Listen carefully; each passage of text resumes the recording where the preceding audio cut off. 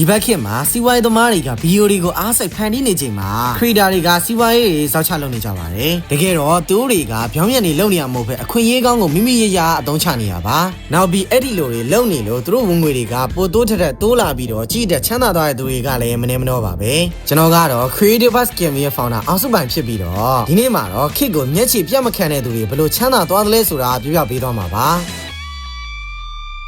ဒီနေ့ခေတ်ရဲ့ငွေကြေးအသစ်ကအတန်းရှင်းပါဒါကိုသိထားတဲ့စီးပွားရေးလုပ်ငန်းရှင်တွေကလူတွေ online ကျင်းလိုက်အများဆုံးရှိနေတဲ့ online ပေါ်မှာအတန်းရှင်းရဖို့လုံးပန်းလာကြပါတယ်ဒါအကြောင်း marketing ကိုလမ်းအောင်ကြီးအတိုင်းမသွားတော့ပဲကျွမ်းကျမဆက်နဲ့ content video တွေလုပ်ပြီးသူတို့ပစ္စည်းကိုတကယ်ရောင်းထွက်အောင်ကြိုးစားလာကြတာပါဗီဒီယိုတွေကနေပဲလူတွေရဲ့ယုံကြည်မှုကိုရအောင်တည်ဆောက်သွားတယ်ဒီလိုနဲ့ဖန်တီးမှုကောင်းရင်ကောင်းတယ်လို့လူတွေရဲ့အကြိုက်နဲ့အဆက်ဟတ်တက်ပြီး online ပေါ်မှာအကြီးစားစီးပွားရေး empire ကြီးကိုတည်ဆောက်နိုင်တဲ့အဆင့်ထိရောက်လာကြတာပါဒါအကြောင်းတချို့စီးပွားရေးလုပ်ငန်းရှင်တွေဆို online marketing ဘက်ကိုအကြီးကျယ်အောင်ဆိုင်ရင်လူတွေကြားမှာရေပန်းစားတဲ့ influencer တစ်ပိုင်းဖြစ်ကုန်ကြတာပါဒီလို online ပေါ်ကယုံကြည်မှုကဘလောက်အလုပ်ဖြစ်တယ်လဲဆိုတာကိုသိထားတဲ့ creator တွေကလည်းဒီတိုင်းတော့ရက်ကြည့်မနေပါဘူးသူတို့ရဲ့တိဆောက်ထားပြီးသား personal brand နဲ့ content creation ပညာတွေကိုအသုံးချပြီးကိုယ်ပိုင်ထုတ်ကုန်တွေထုတ်ရောင်းတာစီးပွားရေးလုပ်ငန်းကြီးတွေမှာရှင်းရဝင်ပြီး marketing အပိုင်းကိုကိုယ်တိုင်ဝင် run တာမျိုးနဲ့စီးပွားရေးရှာကြတော့တာပါနောက်ပြီးစီးပွားရေးလုပ်ငန်းကြီးတွေနဲ့ချိတ်ဆက်ပြီးရောင်းရတဲ့ပစ္စည်းအရွေတက်အတိုင်း commission ကရတဲ့ affiliate marketing နဲ့လည်းငွေတွေသက်ယူနေပါသေးတယ်